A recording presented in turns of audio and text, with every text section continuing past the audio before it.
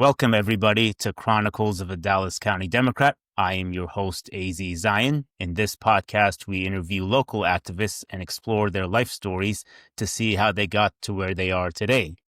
And in today's episode, we have environmental activist, the pride of Mountain Creek, Dave Henley. Dave, say hi. Well, thank you for that very nice introduction. You make it sound so glamorous. Absolutely. Well, you are a glamorous person, Dave. Thank you. So, Thank you.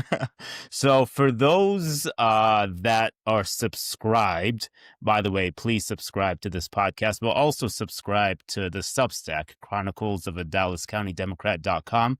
I'll try to make sure to put it in the show notes, something that I have to get better at. But I actually wrote about me and you's first meeting last year. When I said that, a guy named Dave came into my office, the Redbird office down there in Southern Dallas, introduced himself and asked me if he knew his group and if he knew anything about environmental activism. And I think the answer to both those questions was no. So I want to just get into a little bit first. Do you remember that first interaction? I do very much, very clearly. What do you remember out of it? I want to get a sense of how you came about wanting to meet with the Dallas County Democratic Party, with that Southern office. How that came about. Did you talk to any of your cohorts over at the Citizens Climate Lobby, and what your goal was? I didn't talk with anybody at Citizens Climate Lobby, but all of that, remember the timing on that was right after Biden has kind of handed the gauntlet over to Kamala Harris. And there was a big effort to try to get more Democrats fired up to support her. And so I made a phone call to Dallas County Democratic Party and I said, hey, I'd like to jump into this effort to try to lend support to her. And what can I do? And they said, well, what part of town do you live in? And I said, over Southwest Dallas. And they said, well, we're forming up a new office over there. Why don't you go over there and talk to the folks there and they'll find something for you to do.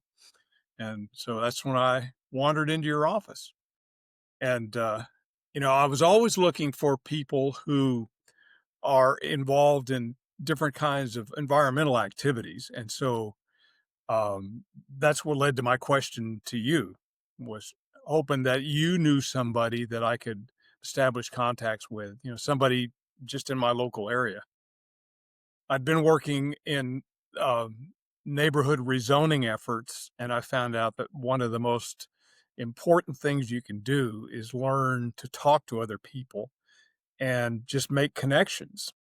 And just, because those people know something that you don't know, but you don't know what you don't know until you ask them. And so you talk to everybody and get to know what they're doing, and you let them know what you're doing. And a lot of times you find out that you're striving toward the same thing. And so that's pretty much what led to all of that. Yeah, absolutely. How did you get into environmental activism? Did you jump into it first as your sort of first sort of civic engagement activity, or were you in something else before that? I kind of drifted into the climate part of it. I was always involved. I went to high school in Oklahoma. I grew up largely in Oklahoma. My dad was an Air Force officer, but I was drawn toward the Democratic Party because they had a big youth group at my high school. And frankly, they threw better parties than anybody else. And so I knew a bunch of the people there anyway. And so they got me involved in that. And I worked on George McGovern's campaign. That's when I was in high school. And we had a great time. We were all kind of disappointed when he lost so badly, but even that was a learning experience, though. Yeah, 1972. So if I do the math really quickly, if you were in high school, let's say you were around 16, so 53, 16. Yeah, okay. Late Yep, 60s, so I early graduated in 70s. 1973. Okay. Very good. Very good. So you've definitely been at least a democratic activist your whole life, but I didn't meet you in that capacity per se. I met you as an environmental activist. What was your first sort of venture into environmental activism? Well, when I joined the Navy, they basically made me a weather guy. The Navy calls them an aerographer's mate. You know, aerographer being the 1930s term for meteorologist. But that basically that's somebody who studies the weather, you know, to support aviation in the Navy. And the way the Navy does it, they take guys like me who don't have a degree in meteorology, and they run them through a journeyman uh, series of journeyman courses that lead them up to forecasting. You know, the first probably 6 years that you're in doing weather stuff, you do the most basic stuff in a weather office. You plot weather charts, you take weather observations. You know, I joined the Navy back at a time when um, they the state of the art was they sent out radio teletype lists of weather observations from around the world. They were encoded in these little 5-digit code blocks, and we had to learn the code, and we had to learn it really fast, and we had to plot them on weather charts. And we put all these plots on a big weather chart, and then either we would analyze it, but more often we would hand it off to somebody who had more experience analyzing the chart. You know, and they'd start by drawing in all the isobars, you know, the lines of equal pressure to find where all the pressure centers were. And then they'd start looking in more detail for other things like where the fronts were and all that other stuff. And you learn basically meteorology from the ground up. You know, they teach you when you take weather observations, they teach you how to read the sky. You know, they teach you all the clouds. There are 27 different what they call étages. It's a French word for stage, but 27 types of main types of clouds basically. You have to learn them all, and you have to be able to encode them in this special code that goes into these little 5-digit blocks. And you read the sky all the time. You read it at least once an hour, and you read it more often if something significant is happening, like a front's going through, or there's a water spout or a typhoon or something going by in the neighborhood. And you send out weather observations more often. So that's what I did in my first enlistment, was basically do all the basic stuff. And I was on a ship for 2 years overseas. And ironically, in high school, I was protesting against the Vietnam War. And then on board my first ship in April of 1975, Saigon fell to the communists, and my ship basically participated in the operation where we evacuated Saigon. There were 30 U.S. Navy ships there, and we got 20,000 people out in the last 24 hours before the communists actually rolled up into the presidential palace there. That was crazy. So That is a crazy story. And all of this at the tender age of what, 18, 19? Did you join the Navy right out of high school? yeah, right out of high school. I was 20 years old at frequent wind, you know, so that's where I got my highest military award there, the Navy Expeditionary Medal. You know, and that basically they give that to any of the sailors who go into to harm's way somewhere. And, you know, of course, that was the closest I ever went to combat. Our ship was an old World War II cruiser, and we had 6-inch guns aboard. And the one time when we came close to it was we were near the Mekong River Delta. Off we were most of the time we were about 5 miles out, but all the refugees that were coming out from Saigon, most of them were coming out on these barges that were loading up at this big supply pier at this island at the very tip of the Mekong Delta called Vung Tau. And so all of the people who were fleeing Saigon, all the civic engineers, the people who ran the city, the the health workers, everybody that the communists wanted to keep there to run the city after they took over, they decided they needed to stop that flow of all these people fleeing the city. So one of them got the bright idea of setting up this artillery battery on the other side of the river from where this supply pier was, and they started shelling the pier. And of course, everybody just scattered, and took shelter. And they put out a call to the admiral. And the admiral says, "All right, enough of this nonsense." So he ordered us and several destroyers to go in and form a gun line. And if those guys didn't quiet down, we were supposed to blast them. And so we went in, with these. We were the biggest ship. We were a cruiser. The others were all destroyers. So we all went in a line and we went parallel to the coast. And as soon as we unlimbered our guns, they stopped. And the admiral, being the cool head that he was, he says, "All right, well, let's not push our luck." And he let us go back out because we had an admiral aboard. We were the flagship, but he kept the destroyers around there to keep the bad guys honest.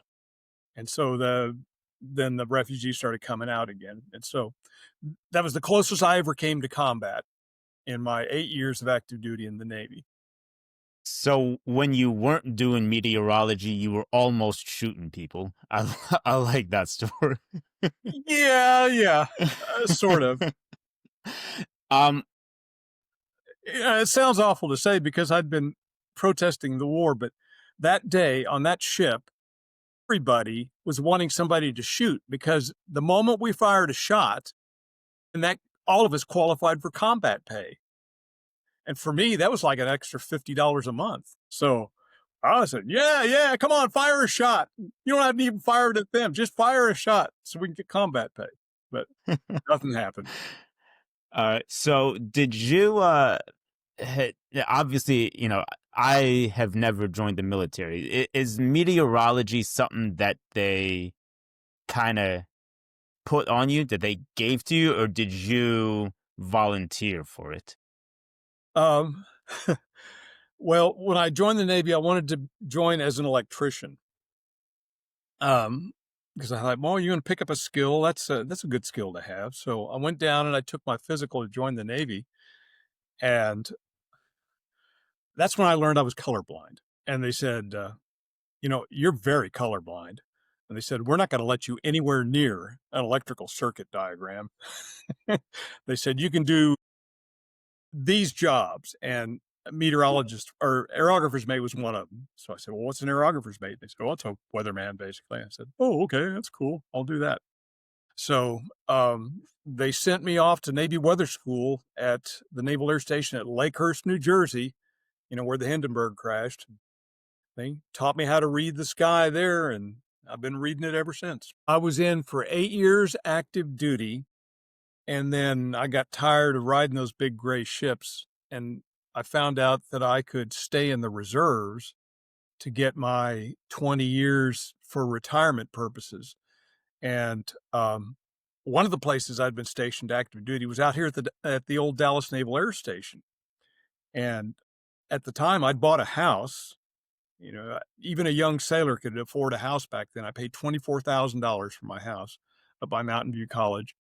And so I had good reason to come back here because I'd taken some college there and I had this house. So I got off active duty, came back, and then I joined this reserve unit that I'd been supporting when I was on active duty. And I stayed in the reserves for another 14 years. I got 22 years of naval service out of it. And And after you got out, you became a financial guru. Is that correct? Did I get that right? yes, I was all set to apply to the National Weather Service, because I was, um, I had all these Navy certifications, Navy qualifications, but the National Weather Service didn't seriously consider them, because they know they're not. I wasn't a degreed meteorologist. That was the big thing. They wanted somebody who actually took calculus and passed it, and that was not me. And so um, they did have some openings. They still needed people that could take weather observations. And so the only opening they had was Joe Foss Field in either North Dakota or South Dakota. And I said, "Nah, I'll pass." So got the want ads and started looking through, and I said, "What position are more people hiring for than anything else?" And that's when I saw everybody needs accountants. So I studied accounting. I had to use the GI Bill. At the time, they were phasing out the Vietnam era GI Bill, and they had to use it by sometime in the late 80s. And I'd gotten out in 81, so I went over to UT Arlington, got a degree in accounting, and became a CPA.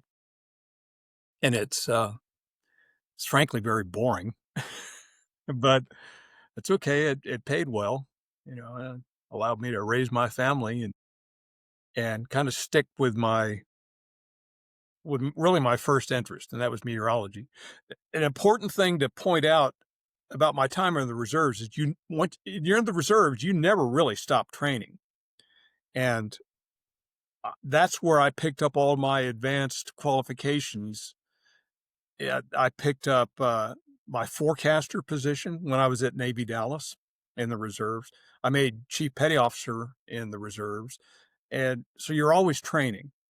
And in the reserves, you have to do 2 weeks of active duty somewhere. And they sent me off to these schools. I learned how to do sonar ranging to hunt submarines, and I learned how to do basically ranging for radars as well, so they could figure, the best way to operate radars, all this other anything related to the environment. I was studying all that. It was interesting stuff. So I enjoyed that, and I kind of kept my foot in the door. And it wasn't really until I read An Inconvenient Truth that I really became an activist. At the time, I knew about the increased amounts of carbon dioxide, but I didn't really think it was that critical until I read of An Inconvenient Truth. And then oh boy, we're really putting off something that we shouldn't really be putting off here. And so I kind of got involved in that. And then I worked with several different organizations, and none of them had as big a focus on meteorology like I did, because I was a meteorologist for the Navy. And so I worked with the Sierra Club, the Audubon Society, and there's some other big national organization. But of course, their big focus is conservation, not necessarily climate change or anything. And I really learned about Citizens Climate Lobby right before COVID, and that's when I got recruited into the DFW chapter. And it's a wonderful organization because in CCL, to give you a good education of what needs to be done to address the climate issue, they teach you all the science behind it. They don't get into it in the depth that I had, but you don't really need all that. All you need is really a good, clear understanding of the whole process of what causes global warming, and there's the increased amount of greenhouse gases, and the fact that you start heating up the air, you put more water vapor into it, and it causes all sorts of problems. And so they teach you what you need to know about the science. You can explain it clearly to people. And then better than that, they teach you what to do about it, the proper way to go about it. And the organization was formed by a fellow who got the idea that you really need to train people in how to be good political operatives, I'll say. Agitators was the first word that came to mind, but operatives is a better term. He's basically teaching at CCL. They basically teach you what people used to teach in civics class back when I was in high school, and they just don't teach that anymore. Apparently, because most people don't really know who their representative was or in Congress, and they might know their senators, but that's it. But then they don't know how to contact them. They don't know what they do and how to influence them. And CCL teaches you all of that. And it was formed specifically to try to get Congress to pass one law. And that one law was the Climate Fee and Dividend Act, which would basically put a fee on carbon when it's pulled out of the ground. Like you pump oil out of the ground, you got to pay a tax on it. Or if you import oil from somewhere, you got to pay a tax on it. Or coal, any kind of thing that produces fossil fuel, you pay a tax on it. So it increases the cost on it. And the thinking is you do that, and all of a sudden people are going to start seriously considering renewable energies like solar or wind power. And it basically creates an economic incentive for other people to seriously consider those other things. And it's a good idea, but unfortunately, it was such a direct threat to the oil and gas industry that for decades now, really, they've been doing their best to just convince people, nah, it's not a problem. Those people are just alarmists. You don't have to listen to them. Yeah, yeah. There's a lot to unpack there for sure. First of all, I'm really struck by his story because it kind of reminds me of mine. You mentioned that you were a CPA financial guru. I'm just gonna put that title on you, for years, but like your passion was really environmentalism in Yes. general, right? I mean, you Hmm. you were a meteorologist when you were in the Navy. Right. I was a software engineer for years, for a little over a decade, but my passion was really politics. Good. Barack Obama was the one who, who inspired me to get into this field. Good. Good. So yeah, back in 2008, my first vote ever. So it's interesting how your passion may not align necessarily with how you make money, but it's always there in the back of your mind, and you always keep going back to it, Yes. because you believe in something bigger than yourself. Yeah. So going on to you hit on something that kind of piqued my curiosity a little bit. Inconvenient Truth was when you really started getting into the science of environmentalism. Um, More Remind me importantly, again, how the science is presented to the public at large in an effort to try to influence them. Yeah.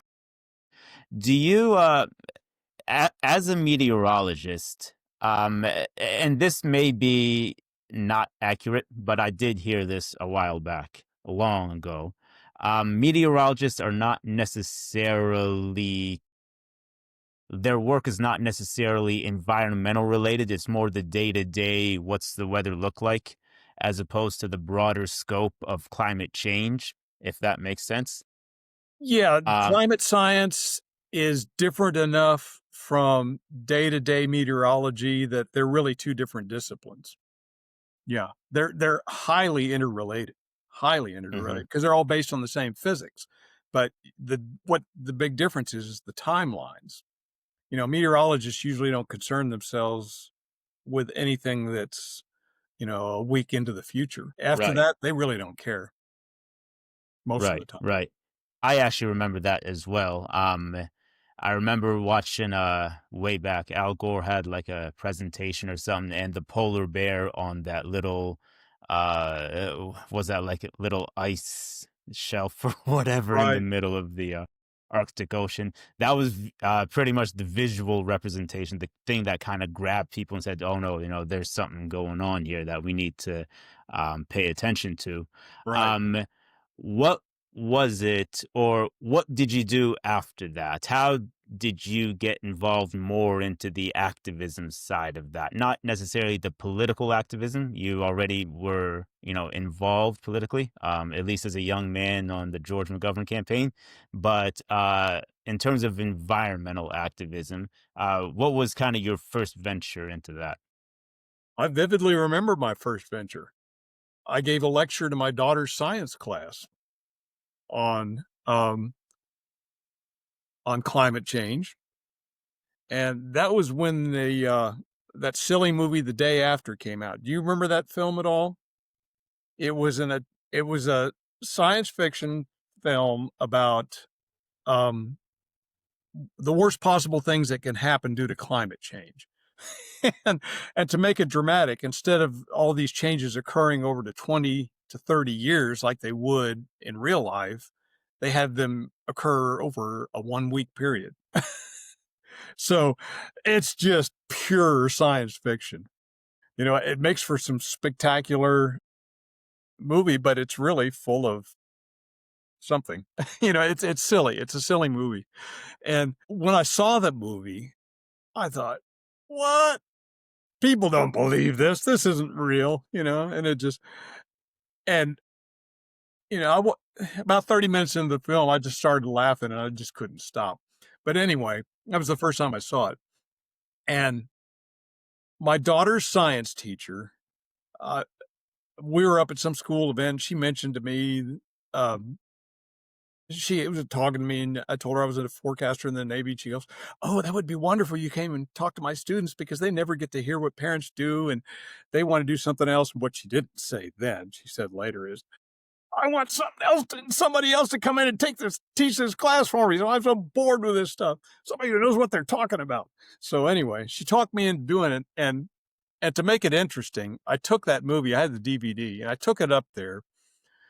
And I gave people some basic, really, really basic science behind those different climate change events that they were portraying. And then I showed those sections of the film where it was real silly, where, the North Atlantic current breaks down, and all of a sudden an ice age sweeps in on Northern Europe. And instead of happening over 40 years like it would over in real life, it happens in 3 days. And so you have this ice shield creeping down North America, all the way across Canada, all the way down to New York, past New York, down into the Ohio River Valley, in just 4 days. And of course, everybody in the movie's freaking out. My favorite scene in that movie is where everybody in the United States is panicking. So they're all at the Rio Grande River fleeing into Mexico. The first time I saw it was actually in the theater. When I saw that, I started laughing out loud, and all these other people started laughing too. Of course, in Texas, a lot of Texans see that, and it's going to strike them as humorous. And so, anyway, so Because I for showed them Texans, it's that. the I asked exact these opposite. kids, they're what, maybe 9 or 10 years old. I said, "Now, do you think this is real? And if you don't think it's real, why not?" And then blah, blah, blah, blah, blah. And before that, I'd stressed all these changes that occur in climate change are going to be gradual, over a period of years. And so most of them caught on to that, but they all had a good time watching it.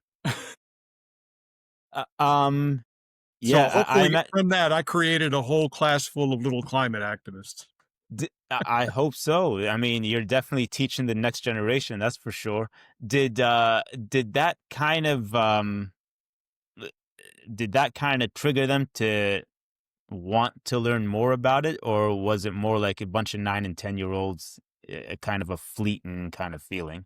It got my daughter all fired up, her and one of her buddies who was in that class, because I ended up teaching them all the clouds. Remember the 27 different etages? I taught them all.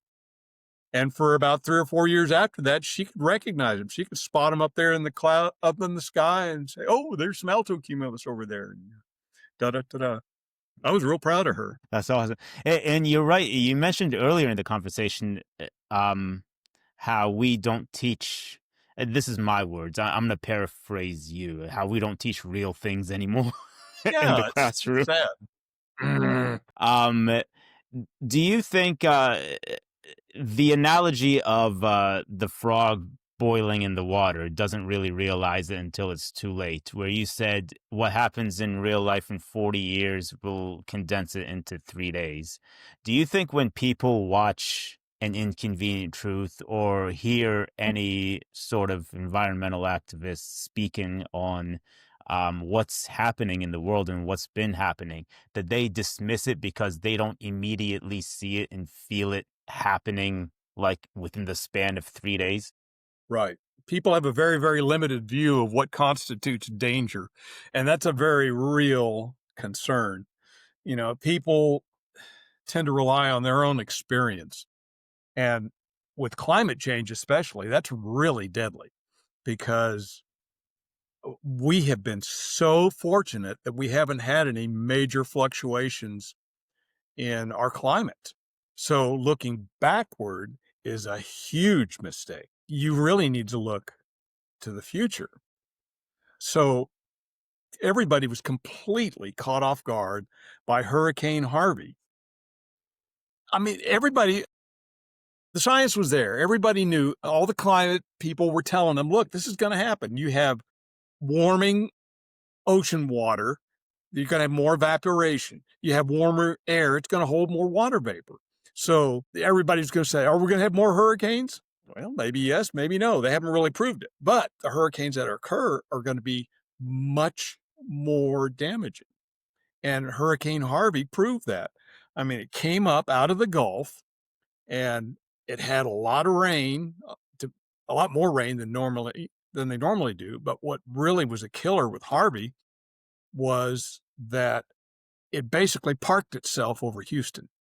And Houston is flat as a pancake. And it just kept dumping all this rain on there for like 4 or 5 days, some crazy amount of time. You know, it was intense tropical downpours the whole time. And they got flooded out. Nobody could deal with the volume of destruction that resulted from that. And that's the one that kind of caught the attention of the insurance industry when they realized, oh, this is going to happen. You know, they were at least smart enough to listen to the scientists who said, yeah, you better expect more of this. And all of a sudden, the insurance rates started going up, up, up, up. And Yeah, so anyway, that's going to, I'm sorry to say, but that's really going to become the new normal, that sort of stuff. I You know, agree. I agree. And it's unfortunate. Do you get the sense? I'm gonna kind of take it into a personal anecdote that I have in a minute, but do you get the sense that people in certain locations know that climate change is real versus people in other locations that may not affect them that much? yeah, anybody who lives right on the Gulf, I guarantee you they'll know all about it because they've been through it. They've seen it. And there's other places where they have different effects from it. In the West, there's a lot more drought and there are a lot more forest fires. And that's not just in North America. That's the boreal forests in Europe, in Russia and Asia. They're all burning too. And it's not just in North America. Not just in the northern hemisphere. It's in the southern hemisphere too. But you know, southern hemisphere is more ocean than it is land, so they don't have the huge boreal forests that we have in the northern hemisphere. But you have these shifting patterns of moisture and of rainfall, and all of a sudden, all these areas that were green and verdant before, they start drying up and they start burning like crazy. Absolutely. I personally, and I want to know how you feel about this. I think living in Dallas, there's outside of the occasional tornado, perhaps, or the 100-degree days. I mean, there's a bunch of 100-degree days here, but you Uh-huh. know, I get the sense that people don't take climate change as seriously as people in other locations, even people in Houston, because there's just not that one big event that happens. Uh, and I kind of got that sense when a friend and I actually went to Alaska years ago. We dropped into Fairbanks, and the first thing we noticed in Fairbanks was these huge plumes of smoke. And we said, "What's going on?" And to what you said just a few moments ago, it was actually the forest fires coming over from Russia. That Oh, was how creepy. Oh, that man. was 2019. Yeah, and when uh we were in Fairbanks, and then we took a little puddle hopper plane up to the Arctic Circle. We talked to someone there who is I think he was like a museum curator or something of that sort. But we went up to a museum there, and I asked him what do you want the people in the lower 48 to know about people in Alaska? And he said something to the effect of, I want them to know that, things that happen here are real, things like climate change, for instance, because Yeah. he knows it was like beautiful 60, 70-degree weather in the Arctic Circle. And it Well, didn't get that when he was a kid. yeah, So I get the sense that because we live in Dallas, again, it's the frog in the boiling water. That's yeah, just my take on it. yeah. There's really nothing that grabs our attention here in Dallas as in other locations. Do you have that take as well? Yeah, we do get some variation in our weather, and people have come to expect that. But if people have been here for a long time and they've got experience of just kind of being aware of what the weather is, even they have noticed that there's a lot more extremes now than there were. There's more 100-degree days. There are there's more allergy days, a lot more allergy days for a couple of reasons. One is that you got warmer weather, you got um, extended growing seasons for a lot of different plants. And so you got more spores and different things up there. Plus, you've got invasive species that have come up from uh, the south, from the tropics, and people people don't have immunities to those. So there's a lot of changes from even when I first showed up here in 1977 that I've noticed. People just, I hate to say it, but people are so oblivious that it makes it incredibly, incredibly easy for them to be lied to. And it makes it very easy for the propagandists that the oil and gas industry hires to convince them that's not really a problem. There's a How really good book called Merchants of Doubt that Mhm. basically it details the campaign by the oil and gas industry to deceive people. And I would urge people to read it because it's a real eye opener. Yeah, Merchants of Doubt. I think you recommended that book to me as well. It's definitely on my Yep, reading list. it's a good. Um, so then to that point, how do we convince people that climate change is real and that we should do something about it? Well, I am grateful for the news agencies that are more deliberate about reporting a lot of the extremes. My primary news source is BBC World, and of course their scope is worldwide. So when they report about natural disasters, they don't report just the natural disasters in North America. They talk about all the ones that happen everywhere. Rain and flooding in the Himalayas, in Pakistan and India. There are just tens of thousands of people that were displaced by that. And like Bangladesh is countries like that that are on a river delta. It's all very, very flat there. So they're susceptible to any changes in sea level. If you have too much more of a rise in sea level, the country of Bangladesh is going to disappear because the whole country is basically a big river delta for the Ganges River. But the whole country is basically a huge river delta and it's very flat, and it's just going to be gone if you have a rise of a meter or two. That country's going to be gone. Texas Gulf Coast, we're experiencing that because not only is the ocean rising, but the Texas Gulf Coast is sinking because we pump so much oil and gas and other things out of the ground that the ground is settling to kind of fill those voids that have been created when you pump all those fluids out of there and those gases out. So the land is falling, is descending, and the sea level is rising. So there's a lot of features on the Texas Gulf Coast that are being seriously impeded. You know, the sand islands, all the the beaches on the Texas Gulf. There's a series of offshore islands that are essentially very, very large sandbars that are always above the water that off of the off of most of the coast of the Gulf of Mexico, but primarily in Texas. And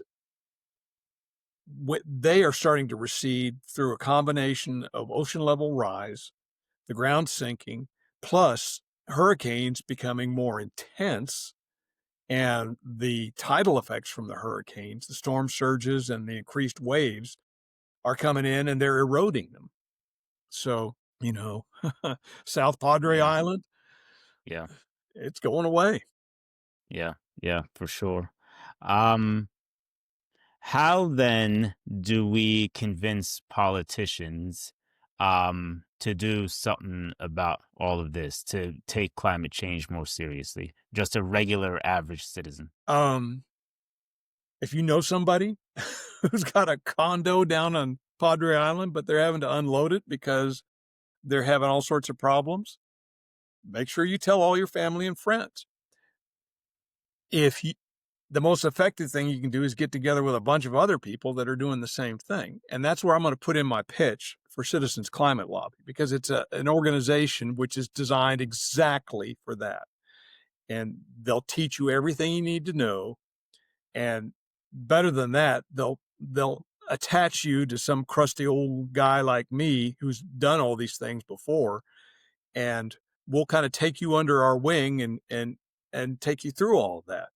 We've got a group within the DFW chapter that has taken a bunch of people down to the Texas legislature in Austin for the past 2 sessions and basically lobbied them on different bills that affected the climate. The water is a big thing in Texas, and there were a lot of bills that uh, we kind of offered some comments on. Um, and so the DFW chapter would kind of get together with the Austin chapter and do that. And that's been a real big deal. I think that's been really effective. Um, and you also are privy to a discussion that we've had within the DFW chapter that, the things that we teach you how to do, how to lobby, the same techniques work at the federal level, at the state level, and at the local level. And if we teach people to act locally, you'll have a huge effect. But more importantly, is people will see the effect right away, and that'll be more encouraging to them. And hopefully that will encourage them enough that they'll make the commitment to go into to lobby at other levels.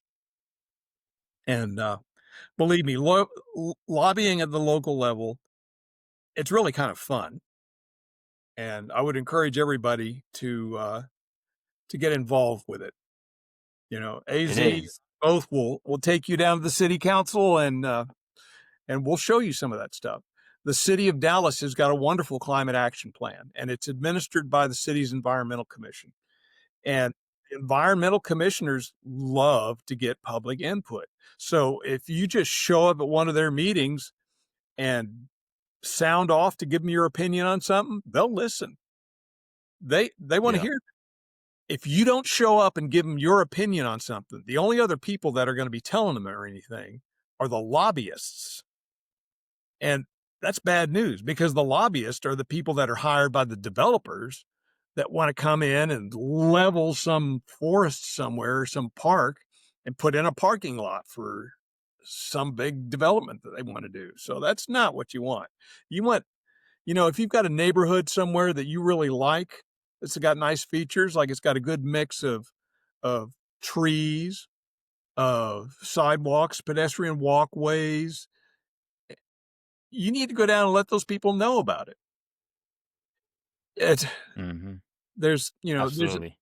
the not to get too technical right away, but there's one of the big problems with climate change is you're going to have an increased heat, and in urban areas especially, that's downright deadly. If you have an area that's got too many concrete surfaces, too many asphalt surfaces, they're just going to absorb all that sunlight. So at nighttime, when you don't have sunlight around, you're still going to have all the heat that's radiating out from the asphalt and the concrete. So it's not going to get cool at night. So that's the urban heat island effect. That's bad news. You Hmm. don't want that. And that And the best antidote to that is having a good, healthy mix of green space with along with any kind of concrete surfaces. You got to have concrete for the streets, for sidewalks, for different kinds of infrastructure, but you don't have to go overboard for it. You know, you don't have to put parking lots down for everything. You're really going to regret it in the summertime. You touched on a couple things there. I want to dive a little deeper. And you said I don't want to get too technical. No, Dave. This is what my podcast is for. Is for all the Okay. technicalities. Um, I fear that climate change is such a broad kind of um kind of entity that people will just throw their hands up and say, well, we can't really do anything. Like, how am I, recycling or like, not eating meat on Mondays or whatever, right? Like, how is that supposed to do anything? And I don't think we educate the public enough that a lot of things are tied to climate change. You were talking about CCAP, right? CECAP in Dallas. Climate Of action course, plan. it's that. Yes, exactly. The climate action plan.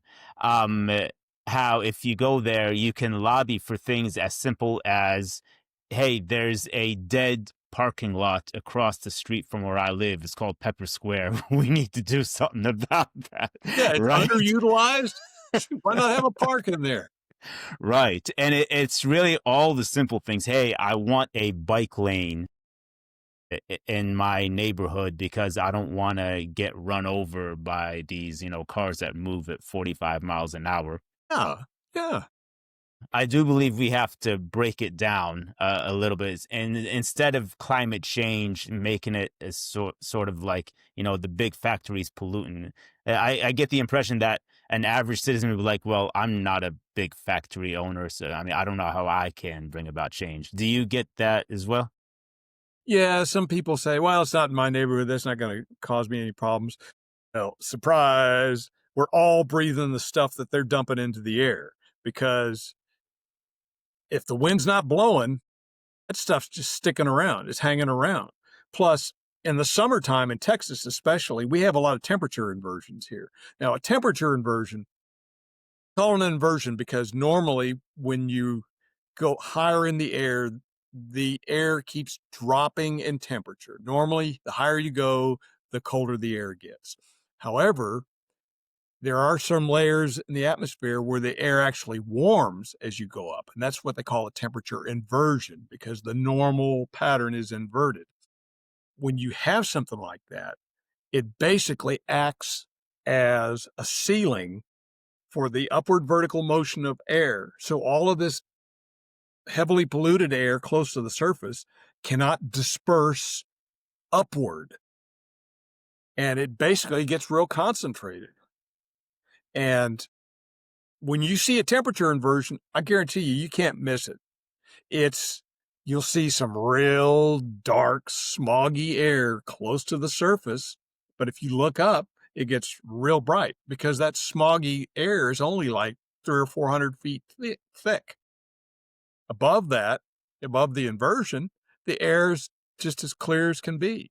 Well, if you've got enough mixing in the atmosphere, all that stuff close to the surface normally dispersed higher through the atmosphere, which is what you want and definitely what all the polluters want because they want that stuff gone. But it's hanging around and you're breathing it. And a lot of people are sick because of it. A lot of people, a lot more than you'd think. Mm-hmm. And it's particularly true in cities. Is that correct? Yes. Yes. Yeah, So, as opposed to rural areas, because as you mentioned, I mean, it has to do with the urban heat island, right? So the more yeah, cement, urban the heat more island, the pavement. fact that there's more vehicles in addition to the factories that are doing emissions. There's a lot more pollution sources in a city or an urban area. And the thing that dispels that is green areas. Trees, one, they scrub the dust from the air. Two, um, they basically take the CO2 out of the air and they put oxygen in it. And then they provide shade, which keeps everything cool.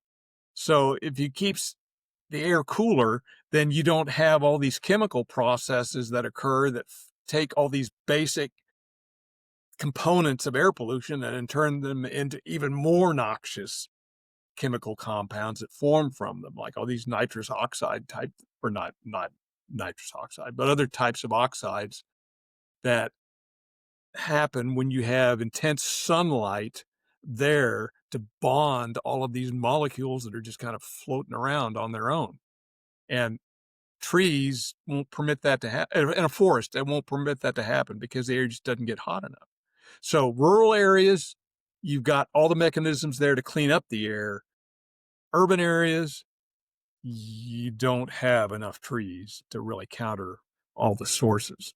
So, And I think most people want more green spaces in their communities. So yeah, even if you don't fashion yourself as a climate activist, or you don't really see, yourself taking part in that sort of role, you could still, as you said, go down to your city council and ask to speak with your city council member, or attend a meeting with the environmental commission, the yeah. environmental group, yeah, exactly, the environmental commissioner in your city, and start asking questions. Hey, I don't have enough green space in my community. Why is that? It's really, yeah. I do think the public, and this is like I said in my previous episode with Sabrina Brennan. It's really on the politicians. They're our leaders. They're supposed to, they're supposed to inform the public on this. That's right. They're supposed to educate everybody.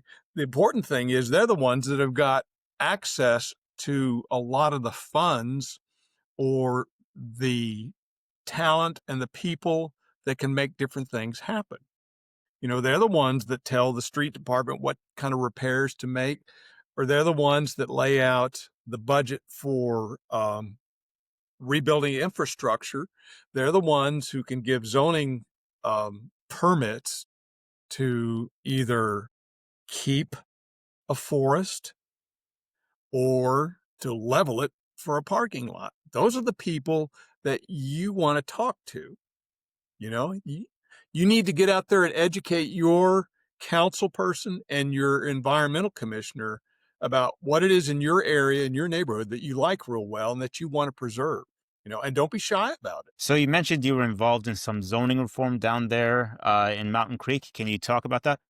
Yeah, we live in a very, very wooded area, and the people who are out here are highly motivated to keep those trees around for a lot of reasons, because it's just like I cited some of them. It just keeps it a nicer place. We don't have a lot. It's nice, it keeps things cool. It's pretty. We have songbirds in the morning. I love that. I'll go out, sit out on my front porch and drink coffee and listen to the birds singing. It's gorgeous. And so people out here, we have lots of trees in our area, and people want to preserve that. And we've had at least 4 or 5 proposals since I've been here where a developer will come in and he'll buy a chunk of land, maybe 4 or 5 acres, and decide that he's going to level all the trees on it and bring in a bunch of streets and put up a bunch of tiny houses up there and dramatically increase the traffic load in all of our neighborhood feeder streets that are only 2-lane asphalt streets. And people in this neighborhood have been through it enough times. We go, no, no, no. So we're not shy about getting together and going down to the city council and voicing our objections. And I was very encouraged when I started with that process that it's not as hard as you think. People are intimidated by the idea of thinking, oh, I got to get up there and speak in front of the microphone and all that stuff. Nah, you find maybe 2 or 3 people who can do that, but you get a crowd of 30 people showing up there with signs, and most of them just kind of sit up there in the bleachers waving their signs and making all sorts of noise, when the speakers give their pitch. And usually those same speakers are ones who are longtime neighborhood activists, and they've already played the game long enough to know that before you even go to that meeting, you contact the your council person and any of their buddies who are sympathetic to your cause, and you tell them beforehand what's going to happen. So they're not surprised, unpleasantly surprised. And it also gives them the opportunity to prepare for that and start making their pitch to the fellow council members.